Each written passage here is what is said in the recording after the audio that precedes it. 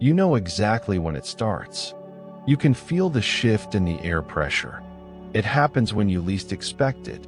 Or maybe, if you're honest with yourself, it happens exactly when you do expect it.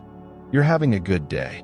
You're driving in the car, or you're sitting at the dinner table, or you're just walking through the door after a long shift. You're tired. Your defenses are down. You just want peace. You just want to exist without having to fight for your right to breathe. And then they say it. It's not a shout. It's never a shout at the beginning. It's a comment, a sideways glance, a tiny, surgical incision into your reality. I see you didn't bother to call me back. Funny how you always have time for your friends, isn't it? You're wearing that. And instantly, your stomach drops. You know this feeling. It's the feeling of the ground disappearing beneath your feet. It is the physiological sensation of a trap springing shut around your ankle. Pause. Freeze that moment. Right there. Before you open your mouth. Before you take that sharp intake of breath. Look at what is happening in your body. Your heart rate just spiked from 70 to 110. Your palms are sweating. There is a tightness in your chest, a desperate, clawing need to correct the record. To say, no, that's not what happened. To say, I did call you back, you didn't answer. To say, I love this shirt, why do you have to ruin this? But you don't just say it. You feel it. You feel the injustice of it burning through your veins like acid. Because it's not true. What they said, the implication, the tone, the accusation, it's not true. And because you are a rational, logical, decent human being, you believe that the truth matters.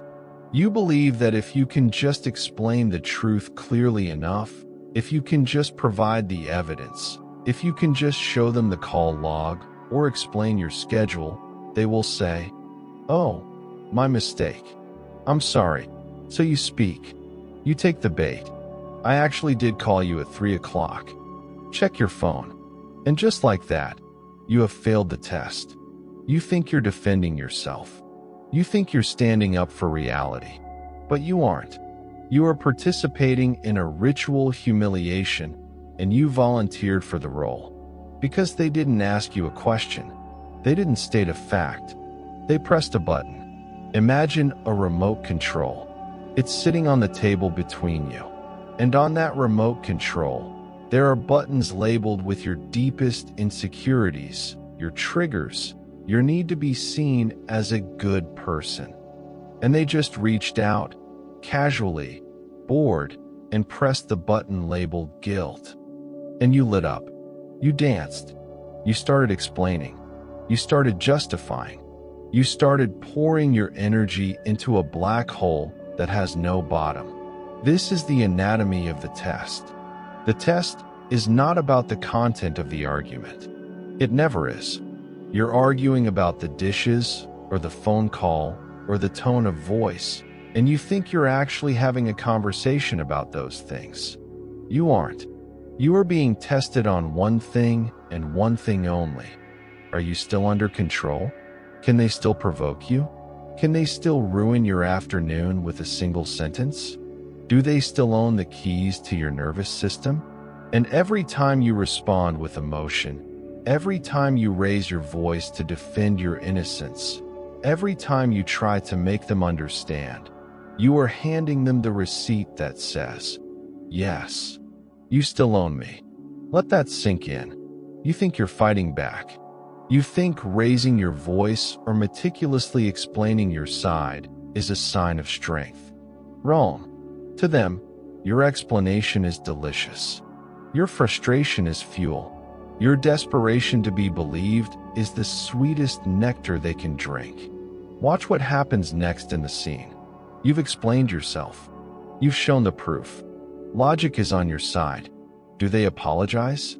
Do they say, you're right? No. They pivot. They move the goalposts. You're so sensitive. I was just joking. Why do you have to? Make everything a fight. There you go again. Always making yourself the victim. I don't want to talk about this anymore. You're acting crazy. And now you're not just frustrated. You're enraged. You're confused. You're spinning. You were talking about a phone call, and now you're defending your sanity? Now you're defending your character? How did you get here? You got here because you entered the ring. You got here because you accepted the premise of the test. The premise was, I am going to disturb your peace, and I bet you can't stop me. And you couldn't. You see, the test is designed to be failed. If you defend, you look defensive. If you argue, you look aggressive. If you cry, you look unstable.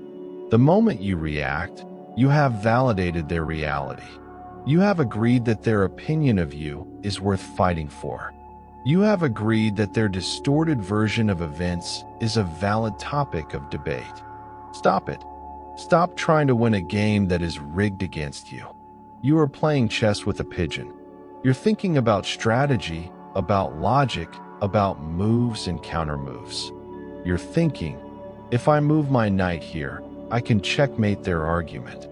And they are just knocking over the pieces, crapping on the board, and strutting around like they won. And you're standing there, screaming at the pigeon about the rules of chess. Who looks crazy in that scenario? The pigeon? Or the person screaming at the bird?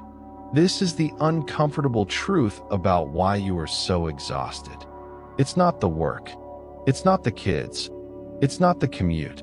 It is the constant, low-level radiation of having your reality denied and then having to fight to get it back. It is the emotional labor of constantly proving you exist. You are tired because you are always on trial. And you are the one who keeps walking into the courtroom. You walk in, you sit in the defendant's chair, and you wait for the prosecutor to read the charges. Charge 1, you didn't smile enough today. Charge 2, you thought about yourself for 5 minutes. Charge 3, you are not who I want you to be. And you stand up, you straighten your tie, you clear your throat, and you begin your defense. You present exhibits A through Z. You plead your case with passion and eloquence. You beg the jury to see that you are good, that you are trying, that you are worthy. But look around the courtroom. There is no jury. There is no judge. It's just you and them. And they are laughing. They are testing you because it makes them feel powerful.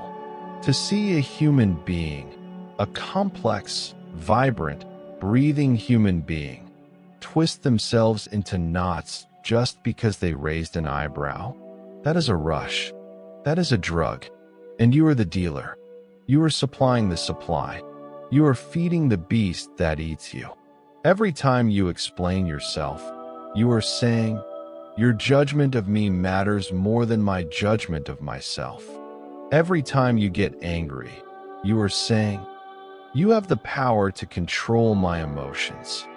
Every time you try to correct them, you are saying, I need you to understand me in order to be okay.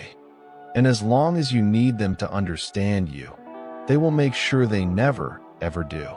Because understanding you would end the game. And they love the game.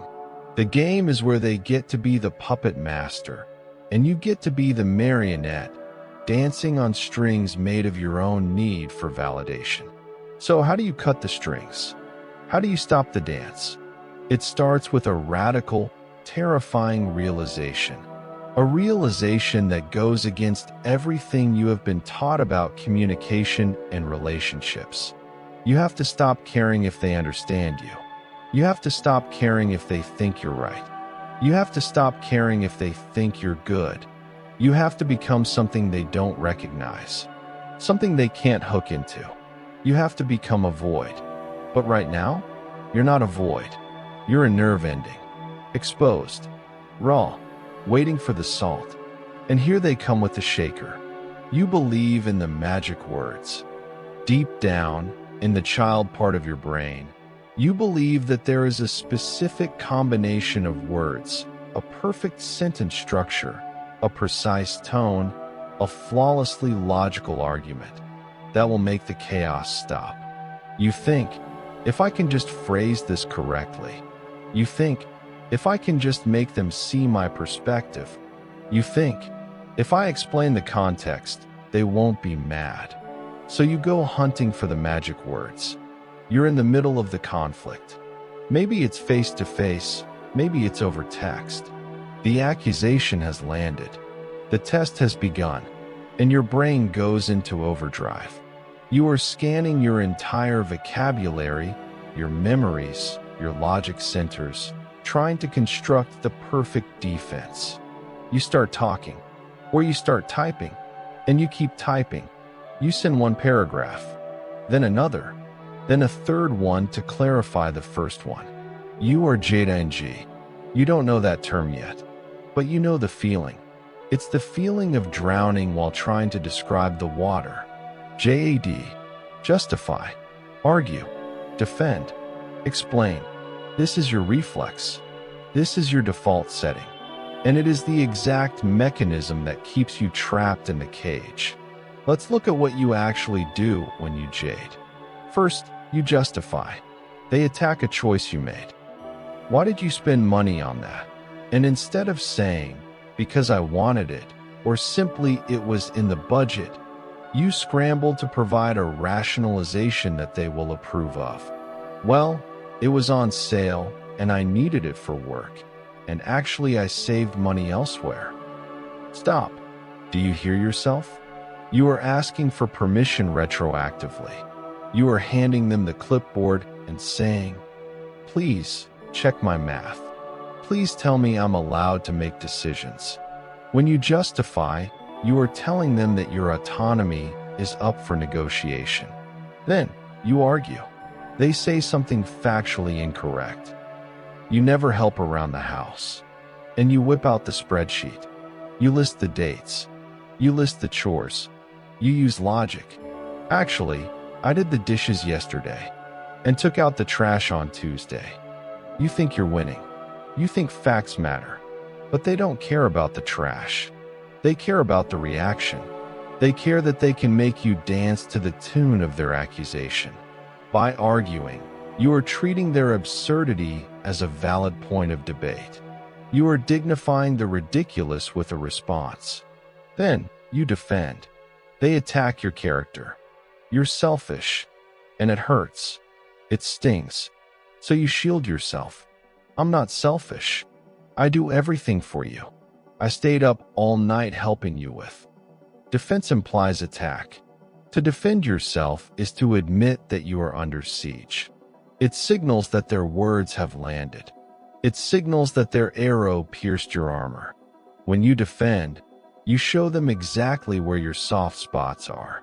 You show them where the wound is. And now they know exactly where to aim next time. Finally, you explain. The deadliest of them all. The over-explanation. You think that the problem is a lack of information. You think they just don't understand the full picture. So you paint the picture. You talk for 5 minutes straight. You write the 10-page letter. You send the wall of text. You pour your heart out. You offer context, nuance, emotional depth. You offer them the roadmap to your soul. And what do they do with it? They skim it. They ignore it. Or worse, they pick one single sentence out of context, twist it, and use it to strangle you. Oh, so now you're saying it's my fault. And you're left standing there, breathless, empty, realizing that they didn't hear a word you said. Here is the uncomfortable truth about Jada. It is a submission signal. In the animal kingdom, when a wolf exposes its throat, it is signaling submission. It is saying, I am weaker than you. Please don't hurt me.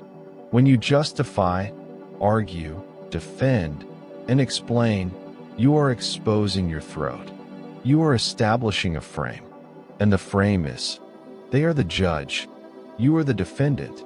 Think about a courtroom. Who does the explaining? The accused. Who sits in silence and passes judgment?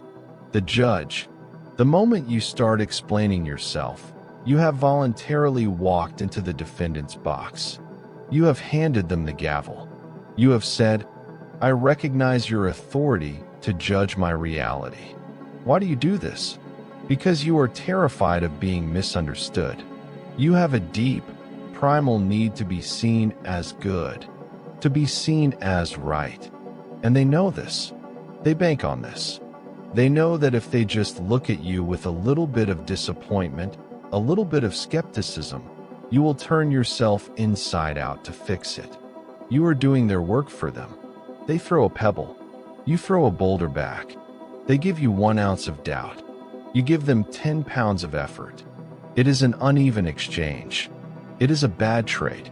And the worst part? It makes you look guilty. Innocent people don't typically launch into manic, 3-part defenses of their behavior. People who are secure in their reality don't feel the frantic need to prove it to someone who is committed to misunderstanding them. The more you talk, the less they believe you. The more you explain, the weaker you look.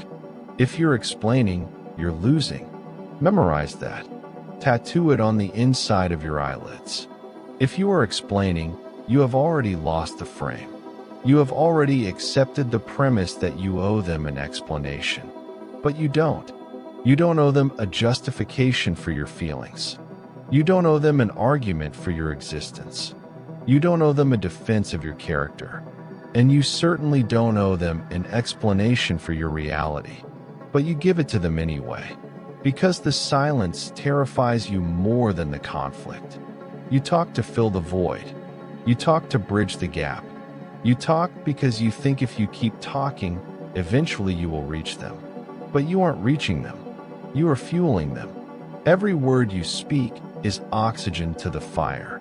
You are trying to blow the fire out, but you are breathing pure oxygen onto the coals. And then you wonder why the heat is getting more intense. You wonder why the argument is getting louder. You are the one keeping the argument alive, because you won't stop J-I-N-G. So what happens when you stop? What happens when you kill the magic words fantasy? What happens when they accuse you, and instead of a paragraph, you give them nothing, or worse than nothing, you give them agreement? Imagine it. They say, "You're being so selfish." And instead of, "No, I'm not, I did X, Y, and Z," you say, "You might be right." And you go back to eating your lunch. Can you feel the tension in that silence? Can you feel how uncomfortable that is? That discomfort is power. That discomfort is the sound of the judge losing his gavel. But you're not there yet. You're still addicted to the explanation. You're still hooked on the hope that this time, they will understand. They won't. And until you accept that, you will keep failing the test. You will keep dancing. You will keep typing that text message that they are just going to laugh at. You need to understand why you are so easy to bait. You need to understand the mechanism inside your own head that screams, "Fix it," the moment you sense disapproval. Because right now, your need to fix it is the very thing that is breaking you. You're sitting there, staring at the wall. The fight is over. Or at least, the shouting has stopped. You are drained. Physically, spiritually, cellularly drained. Your throat hurts. Your eyes are puffy. Your head is throbbing with the echo of everything you just said, everything you tried to explain, everything you tried to fix. You feel like you just ran a marathon through mud. Now look at them. Really look at them. Are they drained? Are they gasping for air? Do they look like they've just been through a war? No. They look fine. Maybe they're calmly scrolling through their phone. Maybe they're making a sandwich. Maybe they're sleeping like a baby. And that is the moment the realization hits you. That is the gut punch. You were the only one fighting. You were the only one suffering. You were the only one trying to resolve anything. To you, this was a crisis. To them, it was Tuesday. This is the hardest pill you will ever have to swallow. But you need to swallow it right now if you want to survive. Your pain is not a byproduct of the conflict. Your pain is the point of the conflict. You have been operating under a false assumption. You have been assuming that conflict is a problem to be solved. You think that when an argument starts, the goal is to find a solution, to reach a compromise, to restore peace. Because that's what healthy people do. Healthy people treat conflict like a leak in the roof, something unpleasant that needs to be fixed immediately so everyone can stay dry. But you are not dealing with a healthy dynamic. You are dealing with someone who isn't trying to fix the roof. They are the one drilling the holes. Why? Because they aren't looking for a dry house. They are looking for you to run around with buckets. They are looking for the panic. They are looking for the frantic energy. They are looking for the proof that they can make you run. You are not a partner in this dynamic. You are a generator. Think of yourself as a battery. A human battery filled with emotional energy. When you are happy, calm, and peaceful, that energy is yours. You are self-contained. You are content. And to them, that is unacceptable. Because when you are calm, you are useless to them. When you are calm, you are not providing them with what they need. They need supply. They need to feel powerful. They need to feel significant.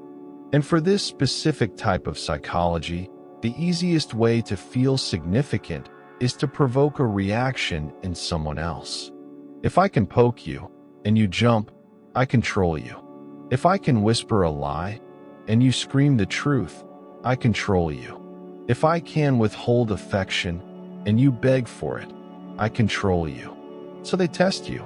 They manufacture a crisis. They take a nothing moment, a forgotten coaster, a slightly wrong tone of voice, a glance, and they inflate it into a catastrophe. And you fall for it. You think the catastrophe is real. You rush in with your buckets, trying to put out the fire, trying to save the relationship, trying to be good. You pour your energy into them. You pour your reassurance, your apologies, your logic, your tears into them. And they drink it up. Have you ever noticed that the more upset you get, the calmer they become? Have you ever noticed that once you are fully broken down, sobbing, shaking, apologizing for things you didn't do, they suddenly decide the fight is over? Okay, let's just drop it. I forgive you. Come here. And you feel a wave of relief. You think, oh, thank God, we fixed it. You didn't fix anything. You didn't resolve the issue. There was no issue. You just emptied your tank. You gave them everything you had. And now that you are empty, and they are full, the transaction is complete. This is not a relationship. It is a harvest. And you are the crop. Let that settle in your stomach. It makes you sick, doesn't it? It makes you feel used. It makes you feel stupid. Good. Feel stupid. Feel used. Let that anger burn away the fog. Because that anger is the first sign that you are waking up. You have been trying to use logic to cure a vampire's hunger. You have been trying to explain to the tick that it shouldn't drink your blood because it hurts you. The tick doesn't care that it hurts you. The tick is hungry. And the more you wiggle, the more blood flows.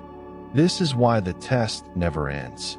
You keep thinking, if I pass this test, if I prove I'm loyal/good/patient enough, the testing will stop. Wrong. The testing is the relationship. The testing is the mechanism they use to extract value from you. If you pass the test, by J&G, by crying, by reacting, you have rewarded the behavior.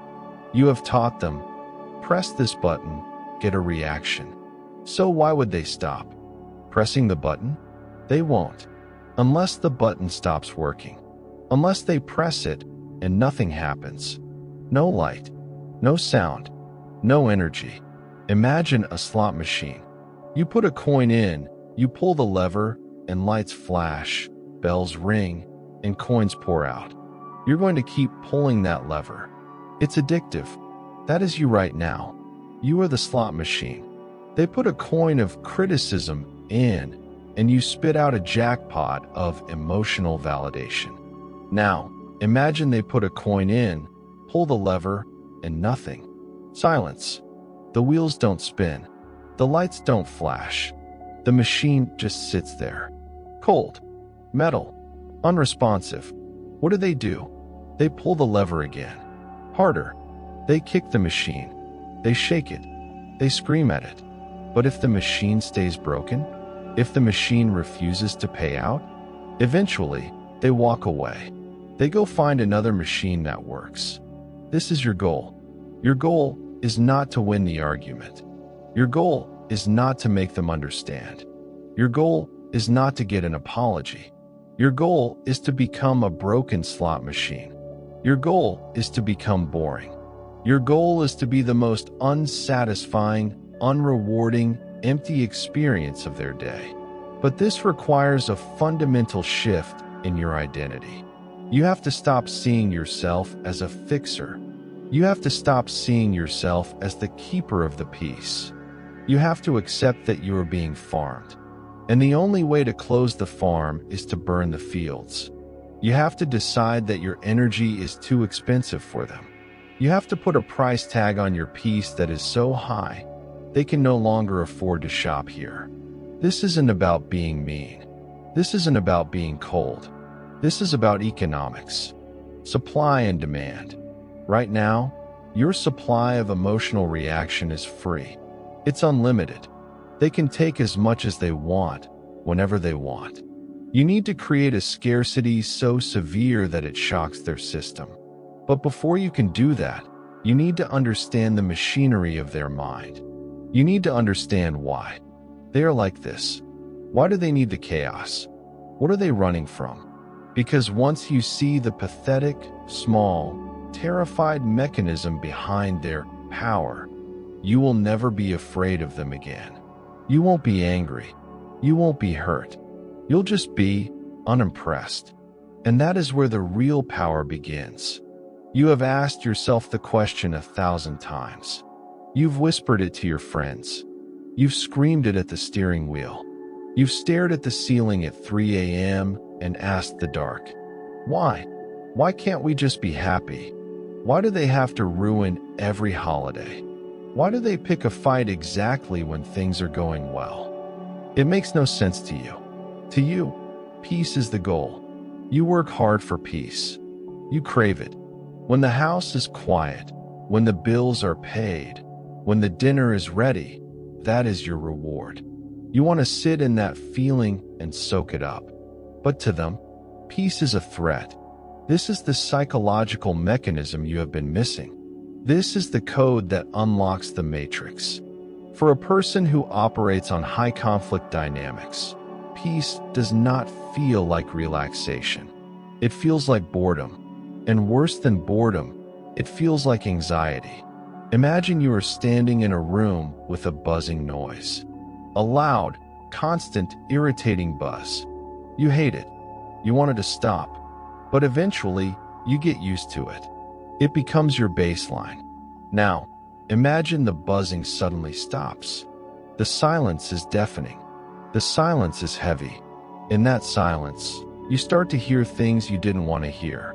You start to hear your own thoughts. You start to feel your own skin. For these individuals, their internal world is a chaotic, buzzing, painful mess of shame, insecurity, and bottomless emptiness. They spend every waking second running away from that feeling.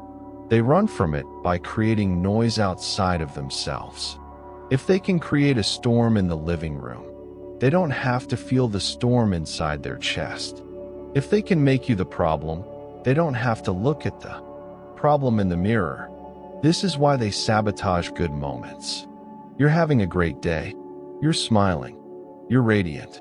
And they see that, and they hate it. Not because they hate you, but because your happiness highlights their misery. Your light casts a shadow on their darkness. The contrast is too painful for them to bear. So they have to equalize the pressure. They have to bring you down. They need to inject a little bit of poison into your veins so that you feel as sick as they do. Psychologists call this projective identification. But let's call it what it really is, the vomit. Imagine they have eaten something rotten. Their stomach is cramping. They are nauseous. They are in physical pain. They need to get it out. They need to vomit. So they walk into the room where you are sitting peacefully. They pick a fight. They accuse you of something absurd. They push your buttons. They provoke you until you scream, until you cry, until you are shaking with rage. And the moment, the exact second, you lose control, they feel better. Have you ever noticed that? Have you ever noticed that after a massive blowout, after you are left shattered and trembling, they suddenly seem lighter? They go make a snack. They hum a tune. They ask what's on TV. They are fine because they just vomited their toxicity into you. They transferred their internal chaos into your nervous system. Now you are the one carrying the anxiety. Now you are the one carrying the shame. Now you are the one shaking. And they are empty. They are relieved. They used you as a human emotional toilet. This is the function of the test. The test is not a request for information. It is a biological necessity for them. They are regulating their own dysregulated nervous system by dysregulating yours. They are addicted to the adrenaline of the conflict because it makes them feel alive. It makes them feel powerful. It makes them feel relevant. When you are fighting with them, they are the center of your universe. You are looking at them. You are thinking about them. You are crying over them. That is narcissistic supply. It's attention. It's energy. It doesn't matter if it's negative energy. To a starving man, a rotten apple is better than no food at all. They would rather be hated by you than ignored by you. They would rather have you screaming at them than have you happy without them. So, stop taking it personally. I know that sounds impossible. When someone calls you names, when someone attacks your character, it feels personal. It feels like an assassination attempt. But it's not. It's just an addict looking for a fix. It's just a sick person looking for a bucket to vomit in. You just happen to be the nearest bucket. If you weren't there, they would do it to the customer service rep on the phone. They would do it to the waiter. They would do it to the driver in the next lane. But you are there. You are the consistent source. You are the reliable supply. And why are you reliable? Because you care. Because you have empathy. Because when they say, "I'm hurt," you believe them. Because when they act angry, you think you caused it. You are projecting your psychology onto them. You think, well, I only get angry when someone actually hurts me. So if they are angry, I must have hurt them. Wrong. They get angry because they woke up angry. They get angry because the wind blew the wrong way. They get angry because they need to be angry to feel something. You are trying to solve a puzzle that has no solution. You are trying to find the logic in a hallucination. There is no logic. There is only the hunger. The hunger for chaos. The hunger for control. The hunger to see you break. Because when you break, it confirms their worldview. Their worldview is, everyone is awful. Everyone is unstable. The world is a mess. When you stay calm, you challenge that worldview. You prove that stability is possible. You prove that kindness is real. And that makes them feel ashamed. But when you scream, when you call them names back, when you lose your mind, oh, relief. See, they think, you're just as crazy as I am. You're just as broken as I am. I knew it.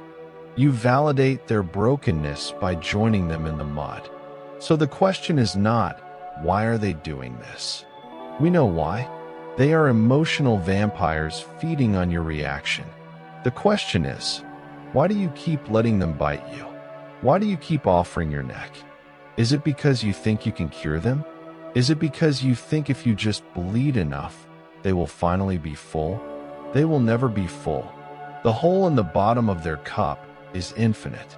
You could pour your entire life force into them, your joy, your sanity, your youth, and they would still wake up tomorrow morning empty, angry, and looking for a fight. You cannot save them. You can only save yourself. And saving yourself starts with understanding that their behavior has nothing to do with your worth and everything to do with their disorder. You are not the cause. You are just the target. And targets can move. There is a fire in your belly. It's not anger. Not exactly. It's something more specific. It's a burning, acidic need that feels almost like survival. It is the need to correct the record. This is your fatal flaw.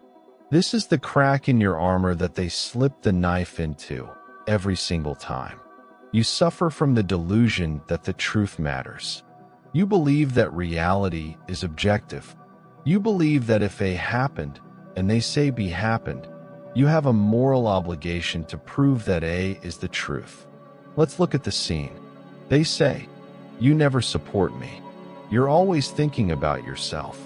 Now, objectively, this is a lie. You supported them yesterday.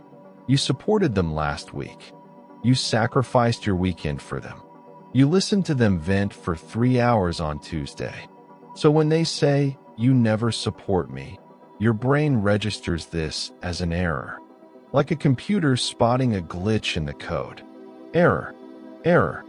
Factually incorrect statement. Detected. And what do you do with errors? You fix them. You rush in. That's not true. I just helped you with Project X. I drove you to location Y. How can you say that? You think you are having a debate about facts. You think you are being a rational person clearing up a misunderstanding. But you aren't. You are revealing your deepest insecurity. Why does it bother you so much that they think you're selfish? Why does it burn you that they think you're unsupportive? If a stranger on the street walked up to you and said, "You have green hair," would you argue with them? Would you scream, "No, I don't. Look, it's brown. Here are photos of me from last year. It's always been brown"? No. You would look at them, think, "Okay, that person is crazy," and walk away. You wouldn't feel a spike of adrenaline. You wouldn't feel the need to correct them, because you know you don't have green hair. Their opinion is irrelevant to your reality. But when they say you're selfish, you argue. Why? Because a part of you is afraid they might be right. Or, more accurately, a part of you needs their permission to be good. This is the psychological hook. You have outsourced your self-image to them.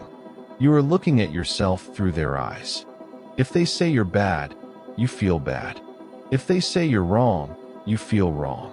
So you fight to change their mind, not because you care about the truth, but because you need to stop the pain of their disapproval.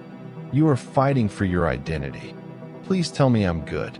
Please tell me I'm not the villain. And they know this. They know that the moment they paint you as the villain, you will work overtime to prove you're the hero. They know that if they call you lazy, you will suddenly do all the chores. They know that if they call you uncaring, you will suddenly become the most attentive partner in the world. They are using your virtue against you. Your desire to be a good person is the leash they use to walk you. Let's go deeper. The correct the record fallacy is based on the assumption that they want to know the truth. You assume that if you present the evidence, the text messages, the receipts, the calendar, they will look at it and say, "Oh, I see. The evidence contradicts my feelings. I stand corrected. Thank you for clarifying." Has that ever happened? In the history of your relationship, has there ever been a moment where you presented a logical fact and they gracefully conceded the point? No. They stared at the evidence and said, "You're obsessed with being right. Why do you always have to keep score? You're gaslighting me. See, you brought a chart to a feeling fight." They are communicating an emotion. I feel unhappy/bored/agitated. They are wrapping that emotion in a lie. You never help me. You are attacking the lie. But the lie is just the wrapper. The lie is disposable. When you tear apart the wrapper with your logic, They just grab another wrapper. Okay, maybe you helped me yesterday, but you did it with an attitude. You can never win this game because you are playing whack-a-mole with their delusions. You hit one down, another pops up, and while you are exhausted, sweating, running around with your mallet hitting moles, who is in control? Them. They are sitting back, watching you dance. The correct the record impulse is actually a form of arrogance on your part. Yes, I said it. Arrogance. You think you have the power to force them to see reality. You think that if you just find the perfect combination of words, you can override their cognitive distortion. You can't. You are not God. You are not their therapist. You are not the editor of their reality. You have to accept a terrifying possibility. They are allowed to be wrong about you. Read that again. They are allowed to think you're selfish. They are allowed to think you're lazy. They are allowed to tell their friends you're the worst person in the world. And you have to be okay with that. You have to reach a point of self-possession where you can hear them say, "You're a terrible partner," and your internal response is, "That's an interesting theory. I don't agree with it," but you're allowed to have it. The moment you stop trying to correct the record is the moment you take back your power. Imagine they accuse you of something wild. "You're cheating on me." "Told you what?" "No. Check my phone. Call my boss. I was at work." "How could you think that?"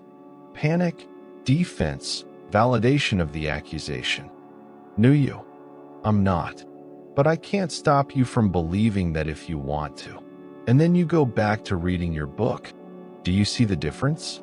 The old you is pleading for innocence. The new you is stating a fact and refusing to debate it. The new you realizes that the truth does not require a defense attorney. The truth just is. The sun does not argue with you if you say it's dark outside. It just keeps shining. You need to become the sun. But right now, you're not the sun. You're a lawyer. A tired, underpaid lawyer trying to win a case in a kangaroo court where the judge has already decided the verdict. You need to fire the lawyer. Walk out of the courtroom. Let them bang the gavel. Let them scream guilty to an empty room. Because if you aren't there to hear the verdict, does it even matter? But there is a darker reason you stay in the courtroom. A reason you don't want to admit. A reason that has nothing to do with them and everything to do with you. This is the part where you might turn the video off. This is the part where you get defensive. You've been nodding along, thinking, yes, they are the monster, I am the victim. You like that story. It's a clean story. It puts all the blame over there and all the virtue over here. But if we're going to fix this, we have to look at the ugly thing living in your basement. You are addicted to the chaos. I know. You're shaking your head. No, I hate it. I just want peace. I cry every night. I believe you hate the consequences. But I also believe you are addicted to the mechanism. Because if you truly 100% wanted peace, you would be with someone boring. Think back. Have you ever dated someone stable? Someone who didn't play games? Someone who texted back immediately, who said what they meant, who never raised their voice. Someone who was just nice? Be honest. What did you feel? Did you feel passion? Did you feel that electric spark? Or did you feel nothing? Did you feel a creeping sense of stagnation?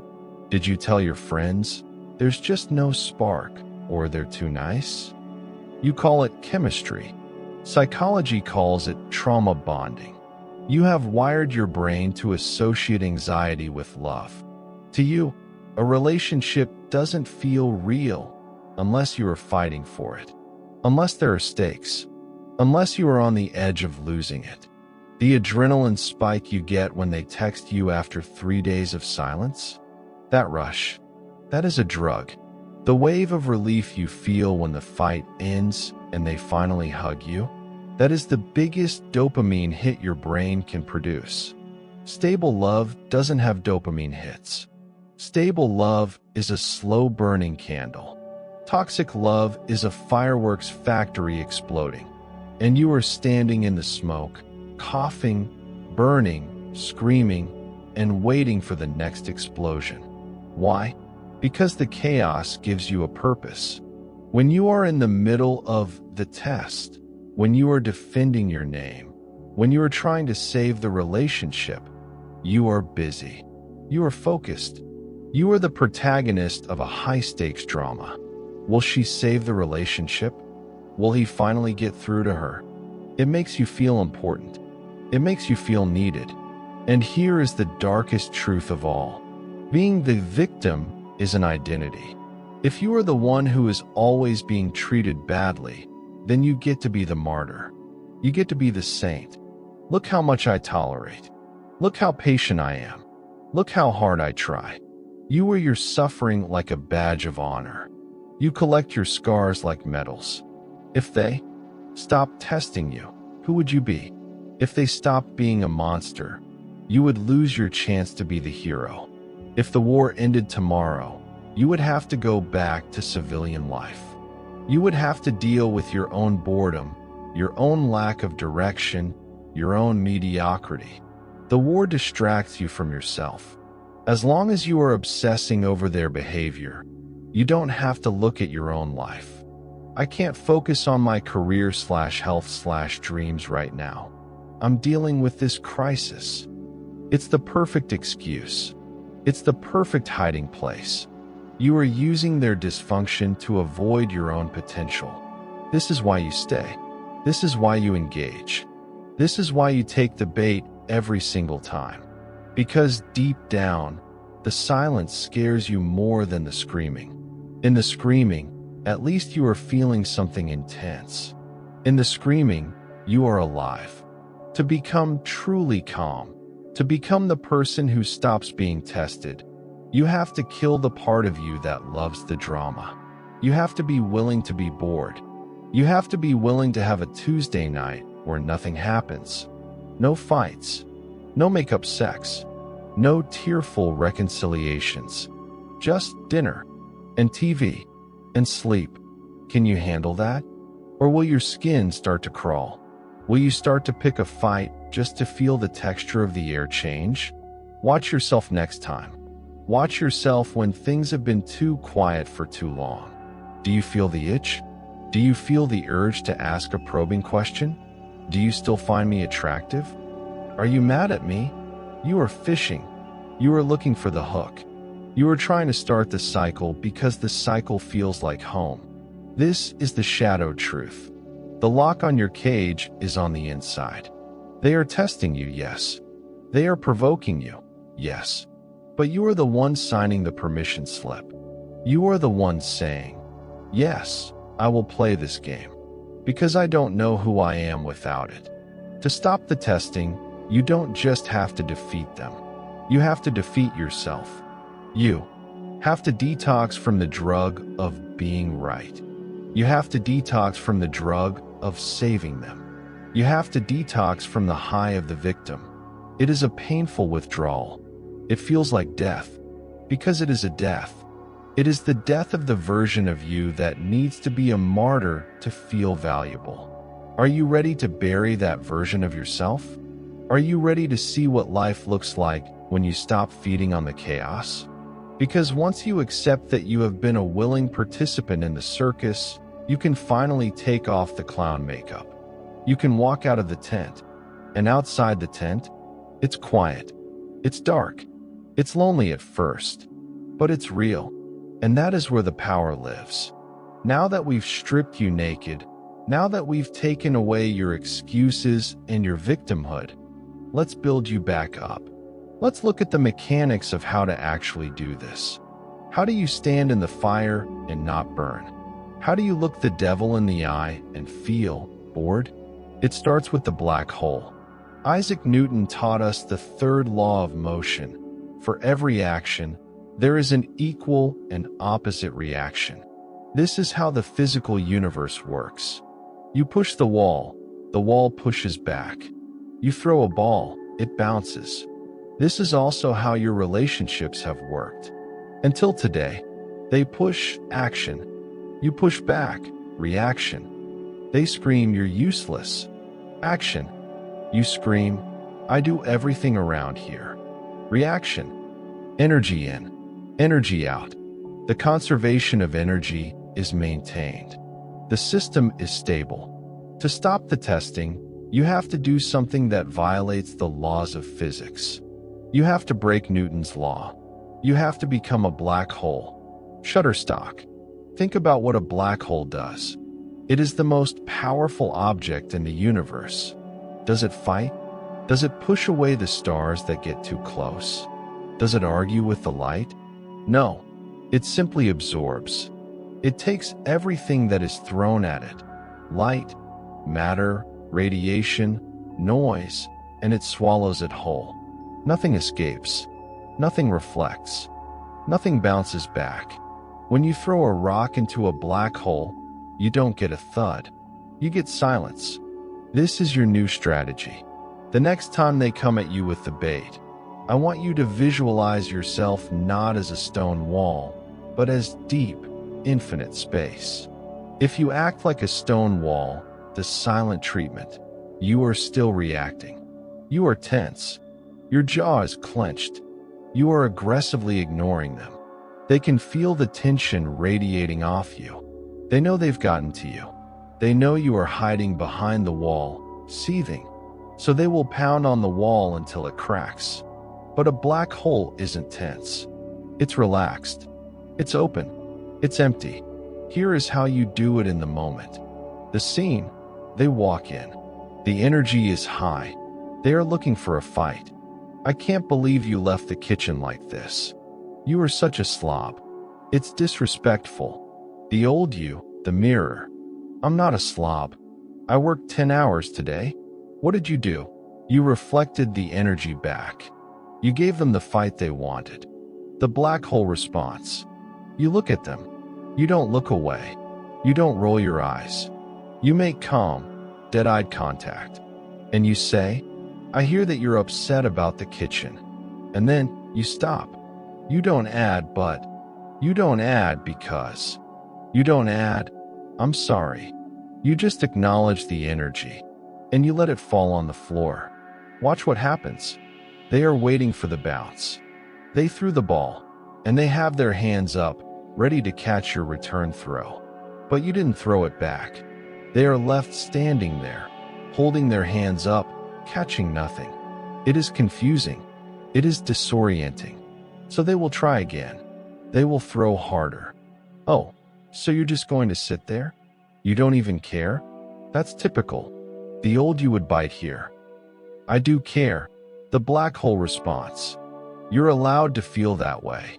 Silence. Do you see what you are doing? You are not agreeing with them.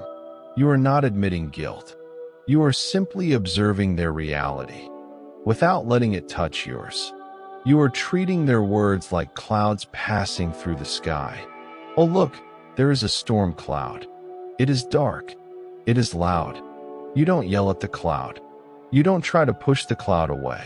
You just watch it pass. This technique is devastating because it robs them of their primary weapon, momentum. An argument requires momentum. It requires a back and forth rhythm. Ping pong. Serve. Return. Smash. Return. If you catch the ball and put it in your pocket, the game ends. They cannot play ping pong alone. They will look like a lunatic swinging a paddle at the air. But be warned, this requires massive internal control. Because while you are acting like a black hole on the outside, on the inside, your ego will be screaming. Your ego wants to correct them. Your ego wants to say, I am not a slob. You have to tell your ego to sit down and shut up. You have to realize that validation is for parking, not for people. You don't need them to validate your cleanliness. You know if you cleaned or not. When you absorb their attack without flinching, you are sending a subcommunication that is louder than any scream. You are saying, your opinion of me has no impact on my emotional state. That is power. That is dangerous power. It scares them. When they scream and you stay calm, they feel small. They feel out of control.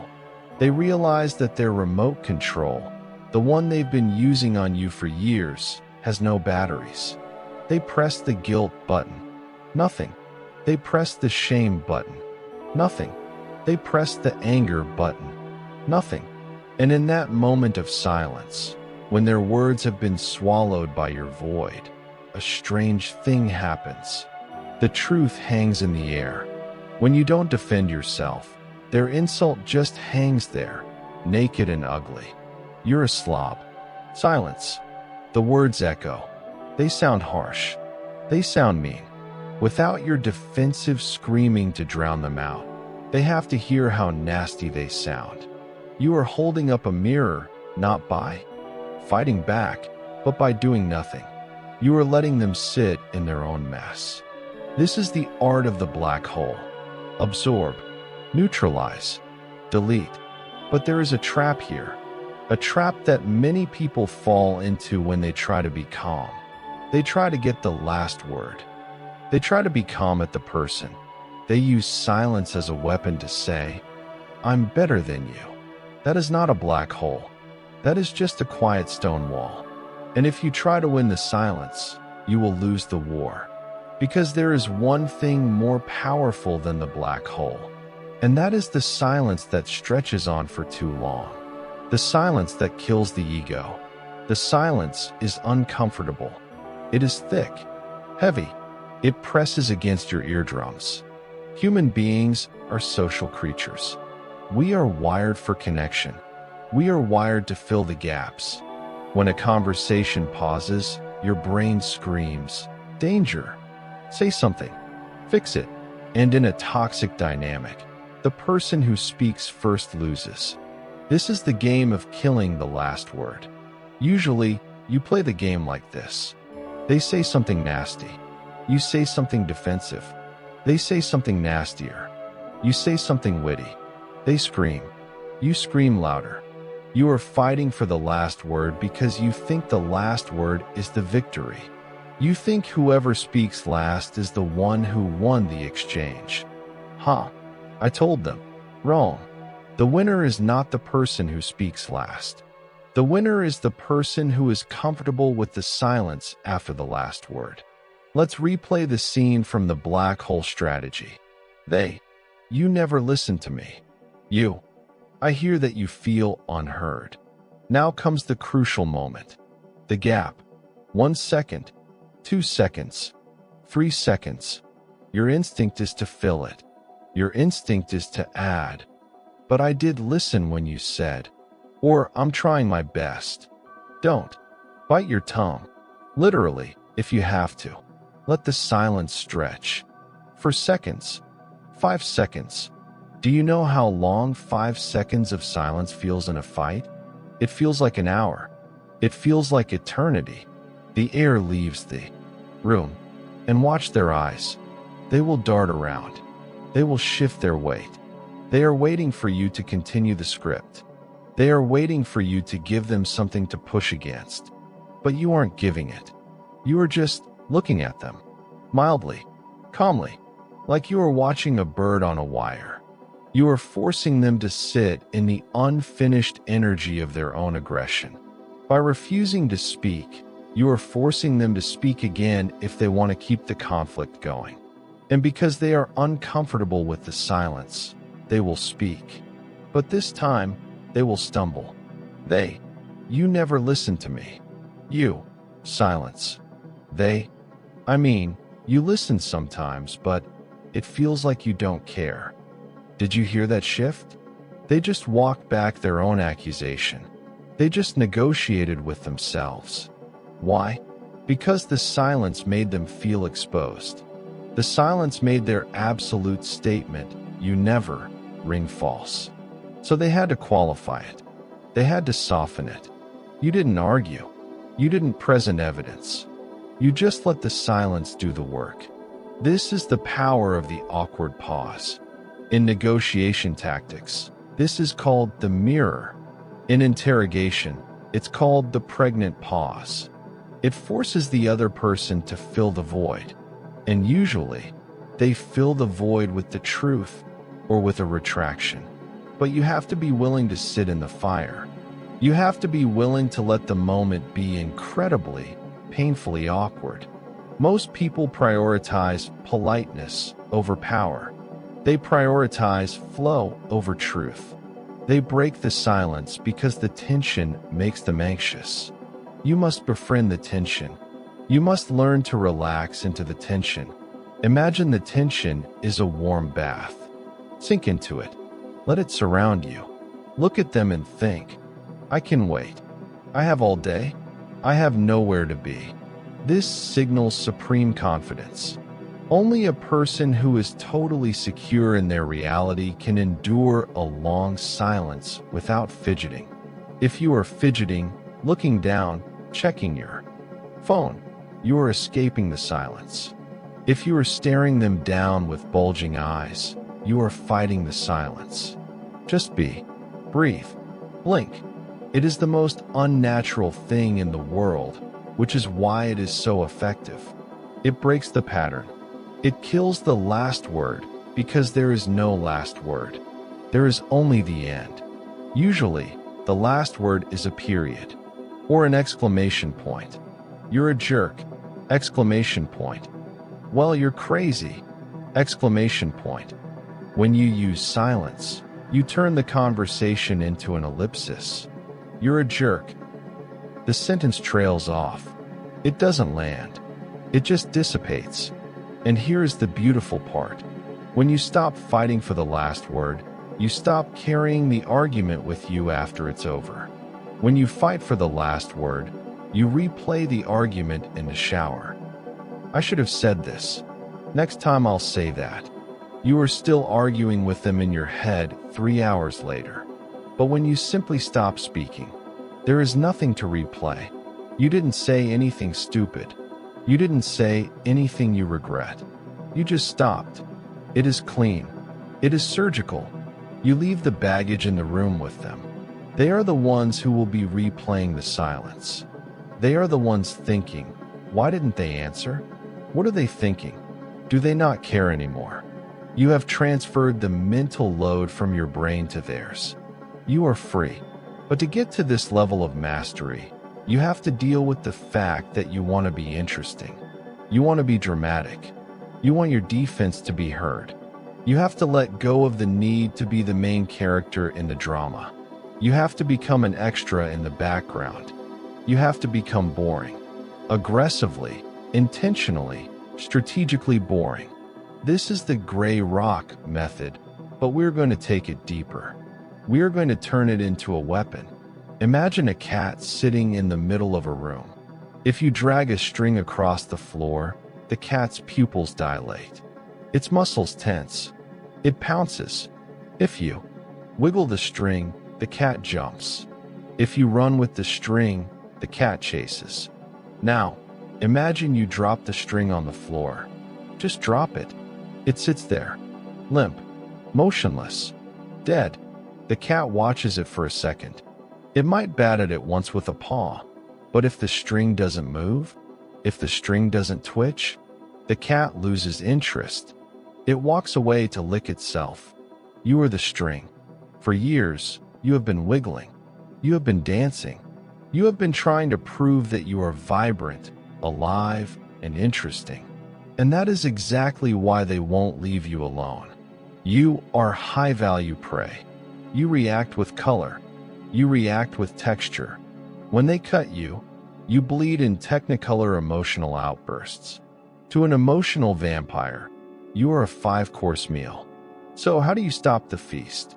You don't fight the vampire. You don't try to stake the vampire. You become a piece of dry toast. This is the boredom defense. Psychology calls this the gray rock method. But I hate that term because it sounds passive. It sounds like you're just hiding. You are not hiding. You are engaging in tactical dehumanization. You are deliberately suppressing your personality to starve the beast. Here is what it looks like in practice. The scene, they are fishing for drama. They drop a piece of bait designed to trigger your anxiety or your excitement. I heard your mom is sick. She probably brought it on herself with her diet. The old you. Outrage, defense, hurt, passion. How can you say that? She's in the hospital. You have no empathy. She's been struggling for years. You just wiggled the string. You just gave them 5 minutes of high-intensity conflict. The boredom defense. Flat tone, unreadable face, zero energy. MMH. Yeah, doctors are looking into it. And then you look back at your phone. See the difference? You answered. You weren't silent, which can be seen as aggression. You were polite, but you gave them absolutely nothing to work with. You stripped the emotional content out of the sentence. You turned a tragedy into a weather report. It's raining. The car is blue. Doctors are looking into it. They will try again. They will escalate. Well, you don't seem very upset. Do you even care about your own mother? The old you. Of course I care. I'm devastated. I was up all night crying. The boredom defense. I'm handling it. Short, dull, monotone. You are becoming a bureaucrat of your own life. Think about the DMV. Think about the person behind the glass window who stares at you with dead eyes and says, Form 14B is missing. Do you want to fight that person? Do you want to try to manipulate that person? No. You just want to get your stamp and leave. Because that person offers no emotional surface area to grab onto. This is the hardest part for you. Because you are interesting. You are funny. You are smart. You have deep feelings. And your natural instinct is to share those parts of yourself with the person you love or the person you are stuck with. You want to sparkle. You want to connect. And I am telling you to dim your light. I am telling you to put a bushel over your candle. It hurts. It feels like a betrayal of your own soul. It feels like you are killing a part of yourself. Why do I have to be boring? Why can't I be myself? Because yourself is getting eaten alive. You have to accept that your personality is a privilege that they have lost the right to access. Your humor? They don't get that anymore. Your deep insights? They don't get those anymore. Your passionate anger? Definitely don't get that anymore. They get the cardboard cutout of you. They get the NPC, non-player character, version of you. Hello. Okay. I see. Maybe. That's interesting. I have to go to the bathroom. These are your new catchphrases. Memorize them. That's interesting is the ultimate weapon. It sounds like engagement, but it means nothing. I think you're a failure and your friends hate you. That's interesting. Turn page of book. You are watching them like a scientist watching a bug in a jar. You are not the bug. You are the observer. But be careful. You cannot do this with a smirk. If you smirk, if you have a glint in your eye that says, I'm winning, you are wiggling the string again. That is smugness. And smugness is a very tasty flavor for them. They love to break a smug face. You have to be genuinely, profoundly bland. You have to detach so completely that their insults sound like a foreign language. And here is the magic that happens when you commit to the boredom defense. They get bored. It's biological. Their brain is seeking a dopamine hit. You are not providing it. They will poke you a few times. They will try to escalate. But if you stay flat, if you stay gray, they will physically leave the room. They will pick up their phone. They will turn on the TV. They will go call someone else who will scream at them. You will see the light go out of their eyes. The predator light. It dims. And you are left alone in the room. Safe. Unscathed. Bored. And that boredom is the sound of freedom. But you have to be vigilant. Because the moment you relax, the moment you think, oh, they're being nice now, I can be myself again, that is when they strike. They will lull you into a false sense of security. They will be sweet. They will ask you a personal question. So, how are you really feeling about your job? And you will want to open up. You will want to spill your guts. Don't. It's a trap. It's a bait string. It's a job.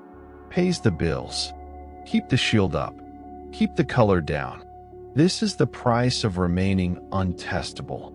You have to sacrifice the intimacy you wish you had for the safety you actually need. You are mourning the relationship you wanted so you can survive the relationship you have. But being boring is only the external layer. To truly become untouchable, you have to change what happens inside your head when they attack. You have to learn the art of dissociation without checking out. You have to learn to observe, don't absorb. You have a superpower that is currently killing you. It's called empathy.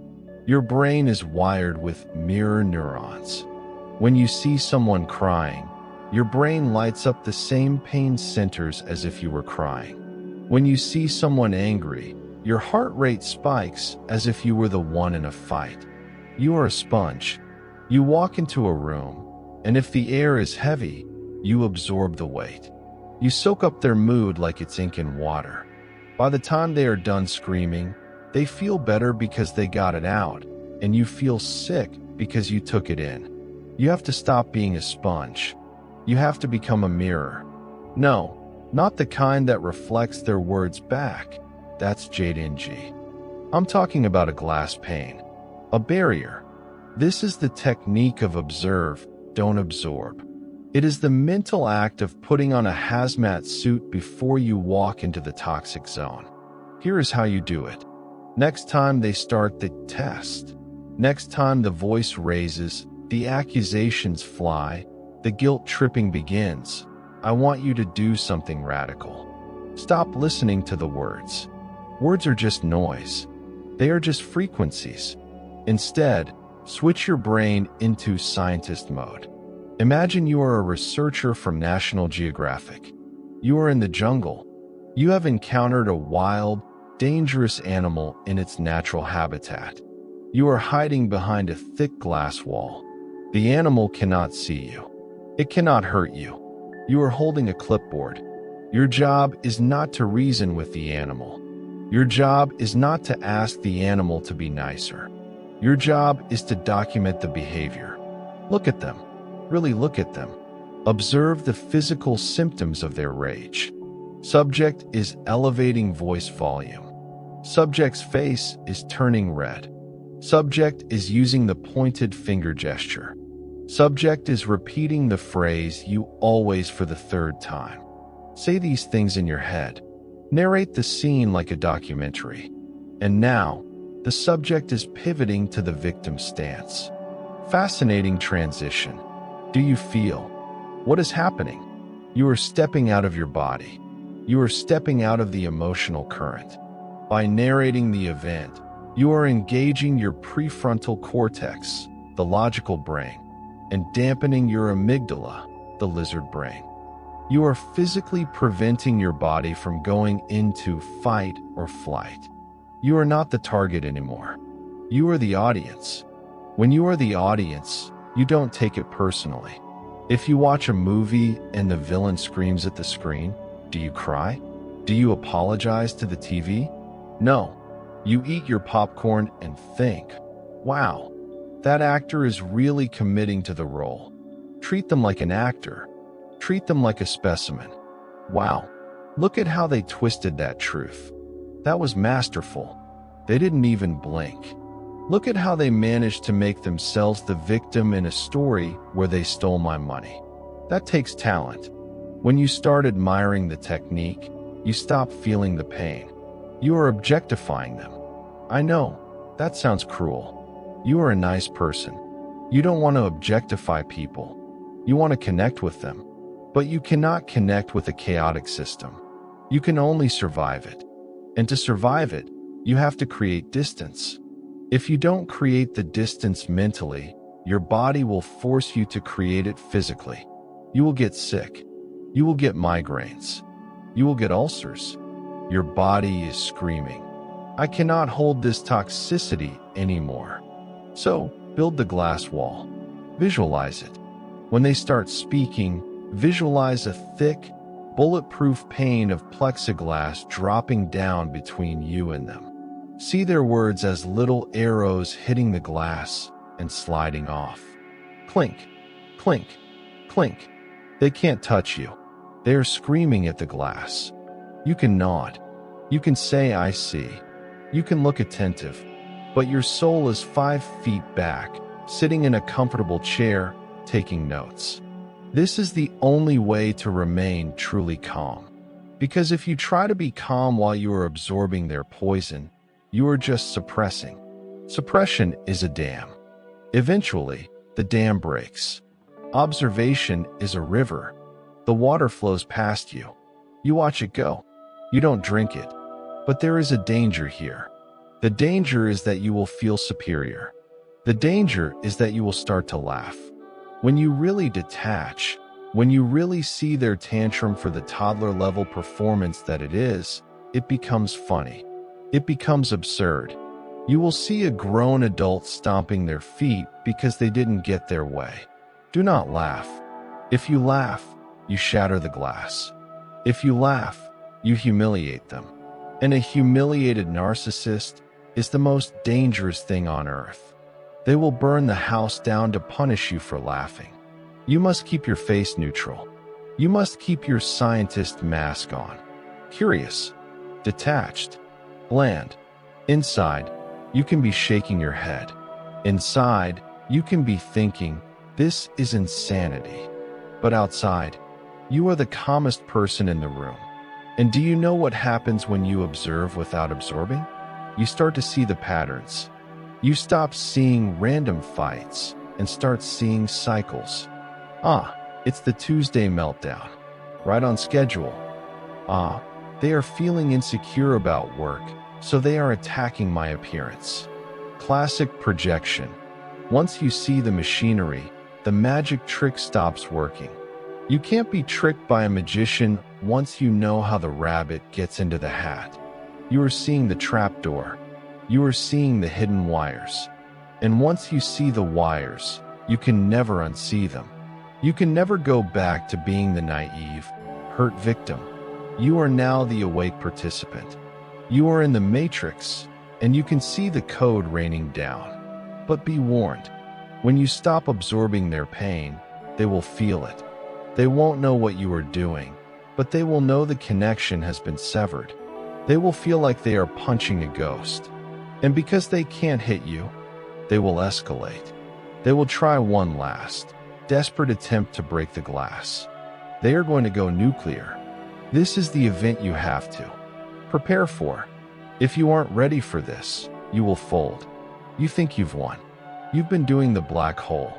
You've been observing, not absorbing. You've been a gray rock. And for a few days, it's been quiet. They've been confused.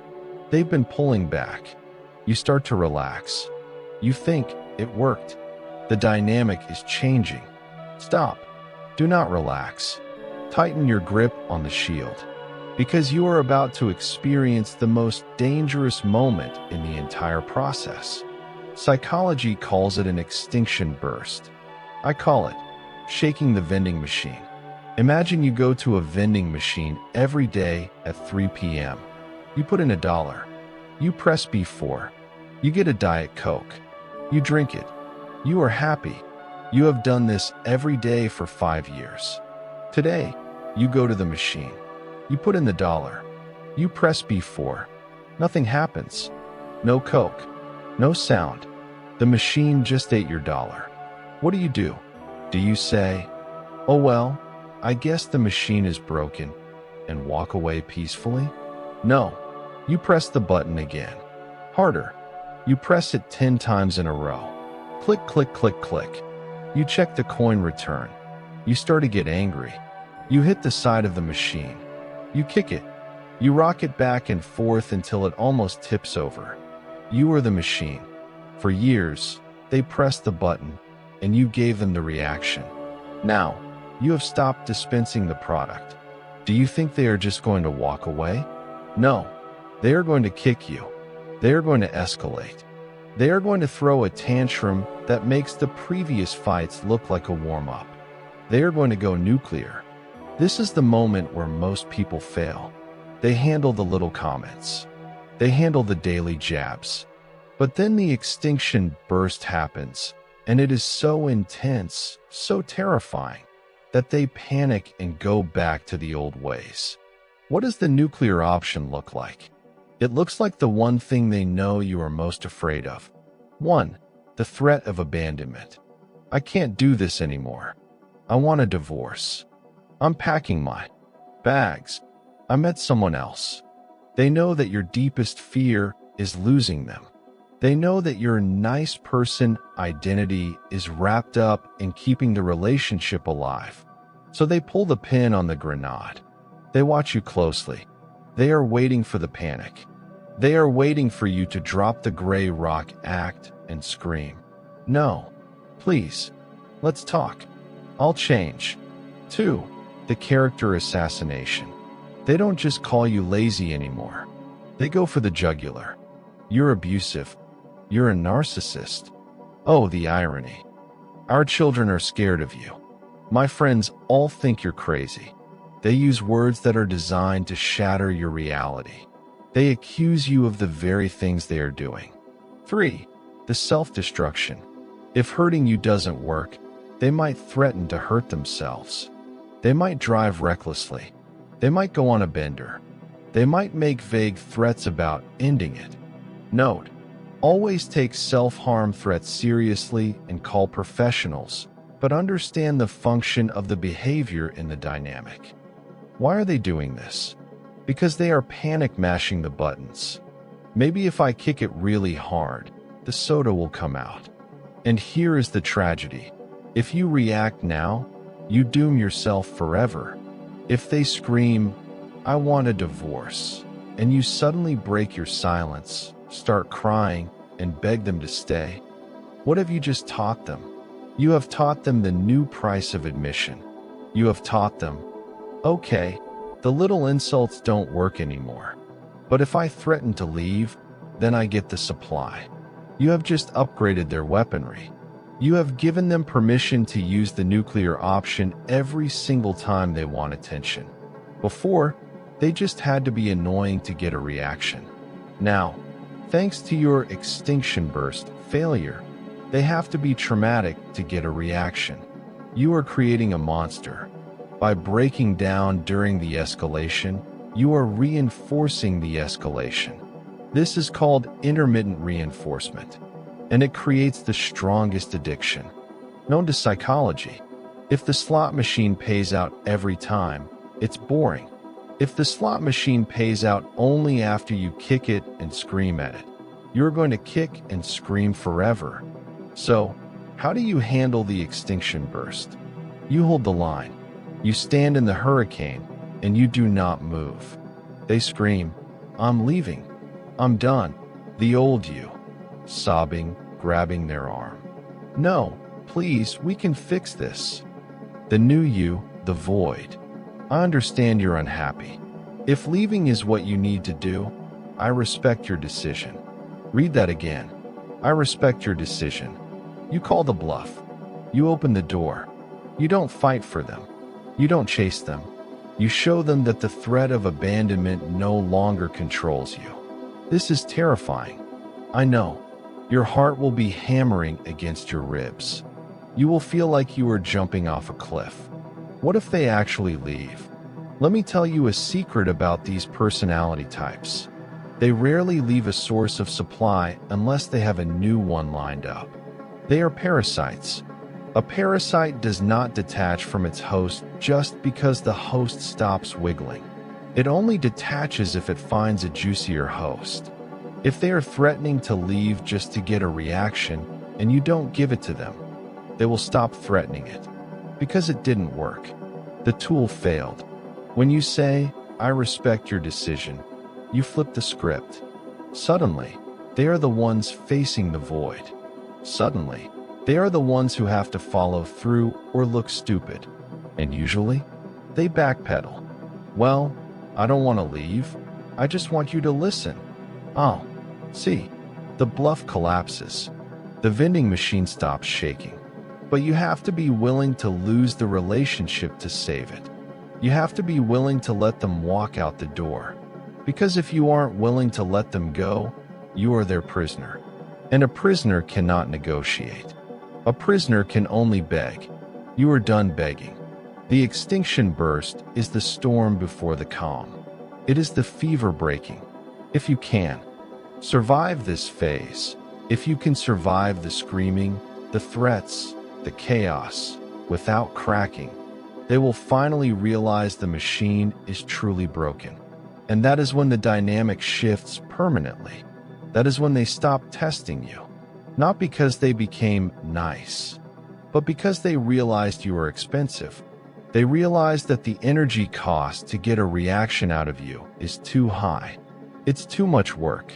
They have to scream for 3 hours just to get a twitch? Not worth it. They will stop, or they will leave. And either way, you win. But there is one final piece of the puzzle. Once you stop reacting, once you stop fighting, you're going to look in the mirror and see something you haven't seen in years. You are going to see your role in this. You are going to see the buttons they installed in you. And you are going to have to rip them out. The dust has settled. The extinction burst is over. You stood your ground. You didn't react. You were the black hole. Now, you are standing in the silence. And in this silence, there is nowhere left to hide. For the last 11 sections, we have focused on them. Their tactics, their psychology, their manipulation. It feels good to focus on them. It feels righteous. It's easy to point the finger and say, look at the monster. But if you want to be truly bulletproof, not just hiding behind a shield, but actually indestructible, you have to do something much more painful. You have to look at the buttons. Imagine your chest is a control panel. It is covered in big, red, flashing buttons. One is labeled guilt. One is labeled intelligence. One is labeled am I lovable? One is labeled fear of being selfish. The reason they were able to control you for so long is not just because they are master manipulators. It is because your wiring is exposed. They didn't build the buttons. They just found them. You built them. Or your parents built them. Or your past trauma built them. This is the hardest audit you will ever perform. You have to ask yourself, why does that specific insult work on me? Let's run a simulation. If they looked at you and screamed, you are a purple hippopotamus, would you cry? Would you write a 10-page letter explaining that you are actually a human? Would you feel a deep, burning shame in your stomach? No. You would look at them like they were insane. You would feel zero emotional reaction. Why? Because you know, with 100% certainty, that you are not a purple hippopotamus. There is no insecurity there. There is no hook for the insult to grab onto.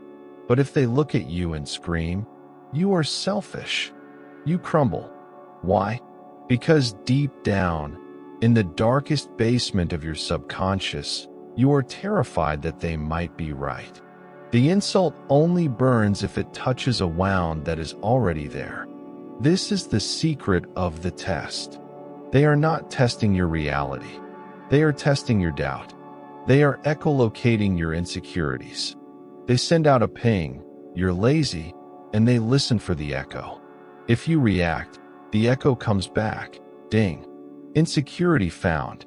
If you don't react, the signal fades, nothing here. So, if you are constantly being triggered by accusations of being selfish, it is not because they are mean. It is because you have a pathological need to be selfless. You have been trained to believe that having needs makes you a bad person. So when they accuse you of having a need, you panic. If you are triggered by accusations of being stupid, it is because you tie your worth to your intelligence. If you are triggered by the silent treatment, it is because you tie your worth to their attention. You have to map the minefield. Sit down with a piece of paper. Write down the 3 things they say that hurt you the most. The 3 things that make you go from Zen master to screaming banshee in 5 seconds. Now look at that list. That is not a list of their crimes. That is a map of your wounds. That is a list of the things you do not yet believe about yourself. If you truly believed you were a generous person, their accusation of selfishness would feel like the purple hippo comet. It would feel absurd. The fact that it hurts means you are still looking to them to tell you who you are.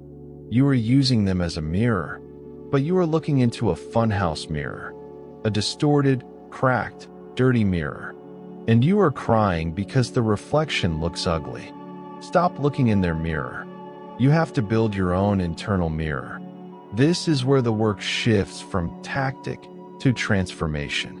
Tactics, gray rock, black hole, will keep you safe in the moment.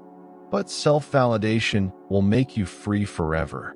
You have to reach a point where your opinion of yourself is stronger than their opinion of you. This is called differentiation. It means, I know who I am. You can think whatever you want. Your thoughts about me do not change who I am. I am kind, even if you say I'm mean. I am smart, even if you call me an idiot. I am worthy, even if you ignore me. This sounds like a cheesy affirmation. It's not. It is psychological armor plating. When you possess your own reality, you become impossible to gaslight. Gaslighting only works on people who are willing to outsource their reality check. Is it cold in here? Or am I crazy? If you know it's cold, you don't ask. You put on a sweater. When you stop asking them, am I good? They lose the power to tell you no. But here is the catch. To disconnect these buttons, you have to be willing to be the bad guy. You have to be willing to let them think you are selfish. You have to be willing to let them think you are cold. You have to be willing to let them tell the world that you are the villain. Can you handle that? Can you handle being the villain in their story? Because if you need to be the hero in their story, you will always be their slave. Heroes sacrifice themselves. Heroes die for the cause. Do you want to be a dead hero or a living survivor? Accept the label. If taking care of my mental health makes me selfish, then I am selfish. If refusing to be screamed at makes me cold, then I am cold. If walking away from this fight makes me a coward, then I am a coward. Own it. Wrap yourself in it. The moment you say, sure, I'm the villain, you take away their weapon. You're selfish. Okay, where do they go from there? They have nowhere to go. They tried to shame you, and you ate the shame for breakfast and asked for seconds. You are disarming the bomb by cutting the wire that connects their words to your self-esteem. This is the ultimate integration. The black hole technique is what you do on the outside. The audit is what you do on the inside. On the outside, silence. On the inside, certainty. I know who I am. And when you know who you are, the test becomes irrelevant. A teacher cannot test a master. But be warned, when you finally reach this state, when you are calm, detached, and self-possessed, you are going to lose something. You are going to lose the relationship you thought you had, and you are going to lose the fantasy that kept you in it. There is a price for this level of freedom, and most people aren't ready to pay it. So you did it. You became the black hole. You survived the extinction burst. You audited your buttons. You stopped J&G. You became so calm that they actually stopped testing you. The screaming has stopped. The daily accusations have stopped. The chaotic highs and lows have flattened out. You are sitting in the living room on a Tuesday night. It is quiet. They are on their phone. You are reading a book. And you look around the room and realize something that makes your blood run cold. You are completely alone. You thought that if you stopped the fighting, you would uncover the good relationship that was buried underneath. You thought the conflict was just a layer of dirt, and if you washed it away, you would find a diamond. But you washed away the dirt, and there is no diamond. There is nothing. This is the price of your calmness. This is the bill coming due. When you refuse to engage in the toxic cycle, you strip the relationship of its only fuel source.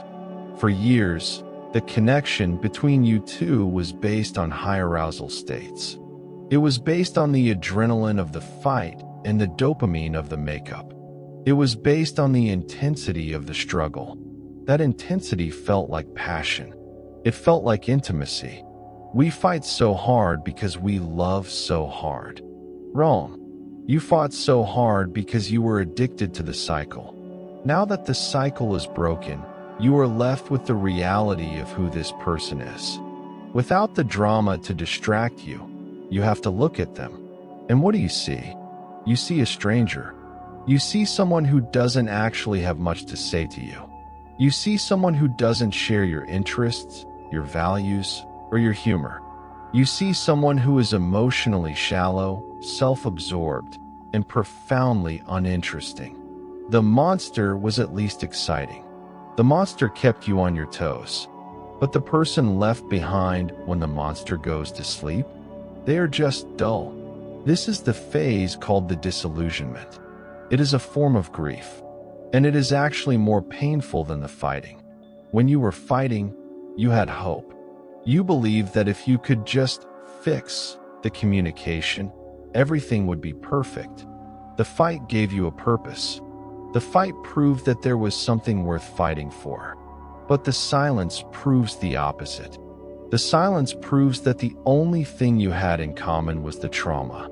You start to realize that the good times you remember, the honeymoon phase, the sweet moments, were not the foundation.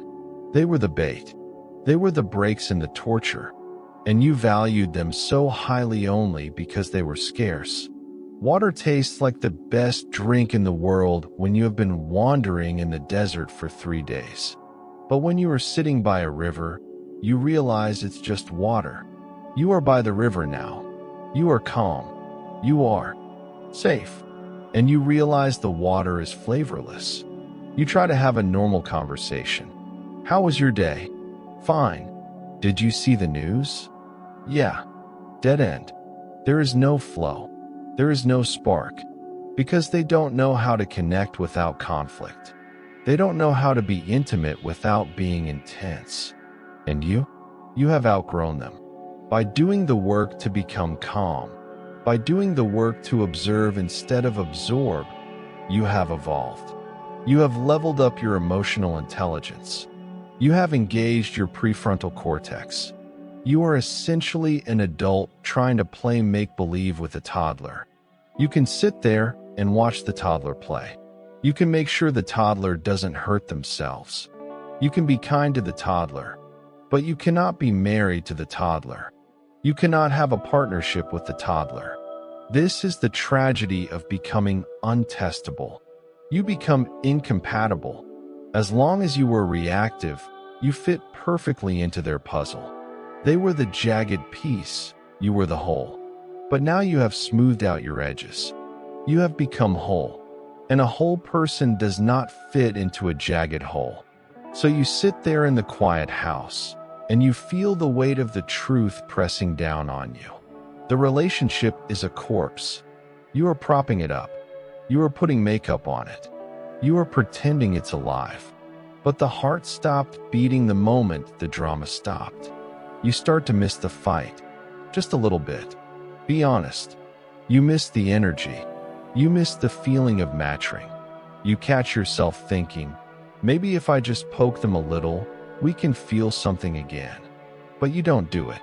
Because you know that something is poison. So you stay in the void. And now you have to face the question you have been avoiding for years. The question that the noise of the arguments helped you ignore. Is this it? Is this the rest of your life? Sitting across from someone you don't respect? Sitting across from someone who cannot see you? Managing their moods like a zookeeper managing a lion just to keep the peace? You have won the battle. You have achieved peace. But it is the peace of a graveyard. You have learned to navigate the minefield so perfectly that you never set off a mine. You can walk from the bedroom to the kitchen without a single explosion. Congratulations. You are a master minesweeper, but you are still living in a minefield. You can never run. You can never dance. You can never close your eyes and just be free. You always have to watch your step. You always have to be gray rock. You always have to be the black hole. That takes effort. That takes energy. You are spending 80% of your CPU power just maintaining the shield. That leaves 20% for your life, for your dreams, for your joy. Is that enough? Is 20% of a life worth the price of admission? This is the uncomfortable reality of weaponized calm. It shows you the truth, and the truth is usually that you are holding onto a fantasy. You are in love with a hologram. You are in love with a potential version of them that does not exist. You are in love with who they could be if they went to therapy for 10 years and had a personality transplant. But look at the person on the couch, the one chewing loudly, the one scrolling TikTok, the one who hasn't asked you a question about your inner life in a decade. That is the reality. And now that you are calm, you can finally see them, clear as day, high definition, and it breaks your heart, not because they are hurting you, but because they are nothing like the person you needed them to be. You have two choices left. Only two. There is no third door. You can stay in the graveyard and tend the stones, or you can walk out the gate. But before you decide, you need to understand exactly what that choice entails. You need to understand the binary nature of your future. This is the fork in the road. There are no more techniques to learn. There are no more scripts to memorize. You have mastered the black hole. You have mastered the gray rock. You have turned off the supply. And now you are staring at the result. You are standing in a house that is quiet, safe, and completely cold. You have a binary choice to make. And you cannot make it halfway. You cannot straddle the line. You have to choose your life right now. Choice A. You stay and manage the zoo. This is a valid choice. Many people make it. They make it for the children. They make it for the mortgage. They make it for religious reasons, or simply because the alternative feels too terrifying. But if you choose to stay, you must do so with your eyes wide open. You must accept that the calm you have achieved is not a temporary fix. It is your permanent job description. You are no longer a partner. You are a handler. You are the zookeeper in the tiger cage. As long as you stay vigilant, as long as you keep the glass clean, as long as you don't make sudden movements, the tiger will not bite you. You can live in the cage. You can even set up a nice little cot in the corner. But you can never, ever sleep. You can never let your guard down. You can never have a bad day. You can never be the one who needs to fall apart and be held. Because the moment you drop the gray rock shield, the moment you become vulnerable, the tiger will bite. If you stay, you are accepting that you will be the only adult in the room for the rest of your life. You are the emotional designated driver. They are drunk on their own dysfunction, swerving all over the road. You are the one who has to stay sober, grab the wheel, and keep the car from crashing. Forever. Can you do that? Can you live a life of managed decline? That is what this is. It is not a marriage. It is a hospice situation. You are keeping the relationship comfortable while it slowly dies. If you choose this, you lose the right to complain. You cannot say, "I wish they were different." You know they won't be different. You have seen the truth. You are staying with the cardboard cutout. You are staying with the empty slot machine. It is a life of safety, but it is a life of solitary confinement with a roommate. Choice B, you walk away. This is the nuclear option. This is the choice that makes you the villain in their story forever. If you leave, they will not understand. They will not say, "I see that we are incompatible." No, they will scream. They will smear your name. They will tell everyone that you gave up on them, that you broke the family, that you are the cold, heartless monster. And because you are calm, because you don't fight back, people might believe them. You have to be willing to be misunderstood.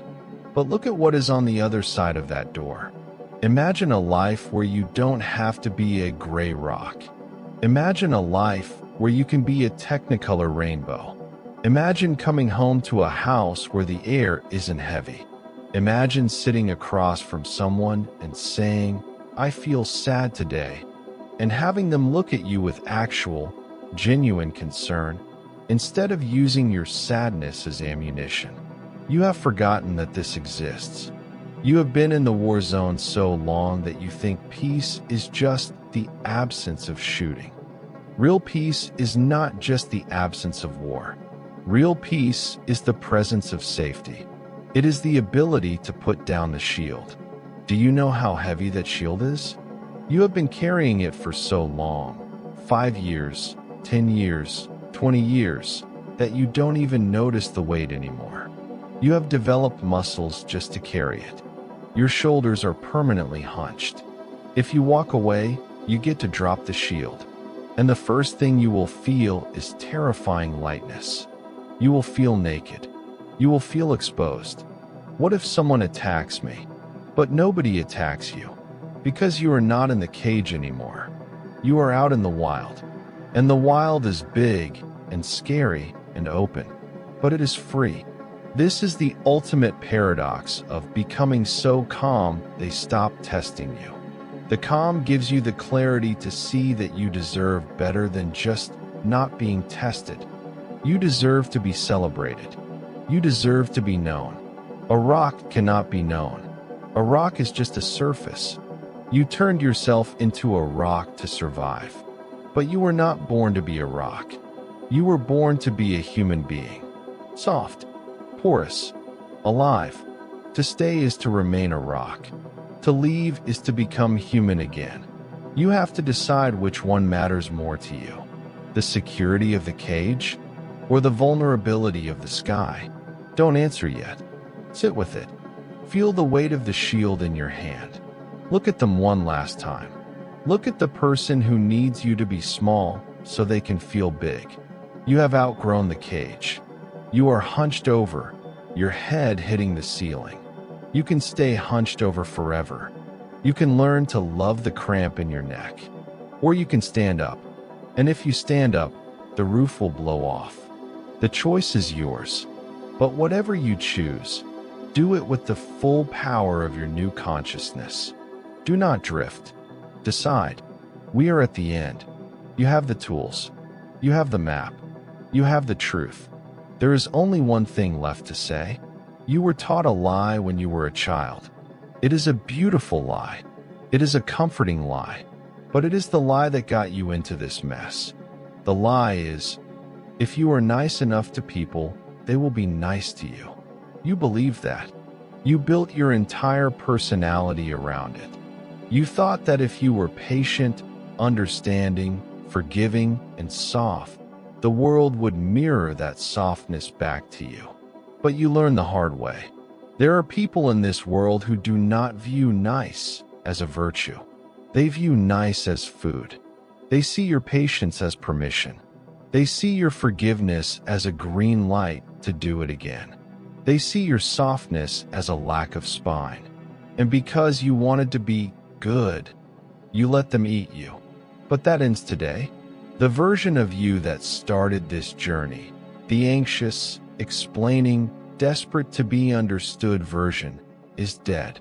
We buried them back in section 11. Who is left standing?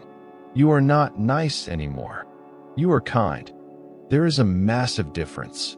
Nice is done out of fear. You are nice because you are afraid of conflict, afraid of rejection, afraid of rocking the boat. Nice is a submission strategy. Kind is done out of power. You are kind because you choose to be. You are generous because you have abundance. But your kindness has teeth. You have become what the psychologists call the integrated shadow. You are a peaceful person, but you are not a harmless person. There is a sword on your hip. You keep it sheathed. You don't wave it around. You don't threaten people with it. but everyone in the room knows it's there. And that is why they stop testing you. They don't stop testing you because you asked them nicely. They don't stop testing you because they had a spiritual awakening. They stop testing you because they sense the sword. They sense that you have finally found your no. And your no is terrifying. It is terrifying because it is absolute. No, I won't accept that. No, I'm not doing that. No. No explanation. No apology. No wiggle room. Just the immovable object of your self-respect. When you speak from this place, the energy in the room shifts. The molecules realign. They look at you, and they see something they haven't seen before. They see consequences. For years, there were no consequences for treating you badly. The only consequence was that you would try harder to please them. Now, the consequence is that you withdraw. The consequence is that you become the black hole. The consequence is that you might actually walk out the door and never come back. And that possibility scares them to death. Respect is not given. Respect is not negotiated. Respect is the byproduct of boundaries that are defended. If you have a fence, but you let people climb over it every day, you don't have a fence. You have a suggestion. Now, you have an electric fence. They touched it once. They got shocked. They won't touch it again. This is the final state of weaponized calm. You are no longer a victim of their chaos. You are the eye of the storm. The storm can rage around you. They can scream, they can cry, they can spin out. But inside your circle, it is quiet. It is still. You have taken back the keys to your nervous system. You have taken back the remote control. And yes, some people will hate the new you. They will say you've changed. They will say you've become hard. Let them. The people who benefit from your lack of boundaries will always hate it when you set them. Their anger is simply the tantrum of a toddler who has been told no for the first time. Let them kick and scream. You just keep drinking your coffee because you finally understand the truth. Your peace is more important than their approval. Read that until it burns a hole in your brain. Your peace is more important than their approval. You spent years setting yourself on fire to keep them warm, and they still complained about the smoke. Now, you are keeping your fire for yourself. You are warm. You are lit from within. And if they want to come sit by your fire, they are welcome. But they have to follow the rules. They have to take off their muddy boots. They have to speak respectfully. And if they don't, they go back out into the cold. This is not cruelty. This is dignity. You have reclaimed the sanctity of your own life. So stand up. Shake off the dust of the last 10 years. Check your pockets. You have everything you need. You have the silence. You have the no. You have the self-possession. Walk out the door. Walk into the world. Head high, shoulders back, eyes clear. You are not looking for a fight, but you are ready for one. And because you are ready, you will never have to fight again. You have become the mountain, and nobody attacks the mountain. They just walk around it in awe of its size. Be the mountain. The test is over. You passed.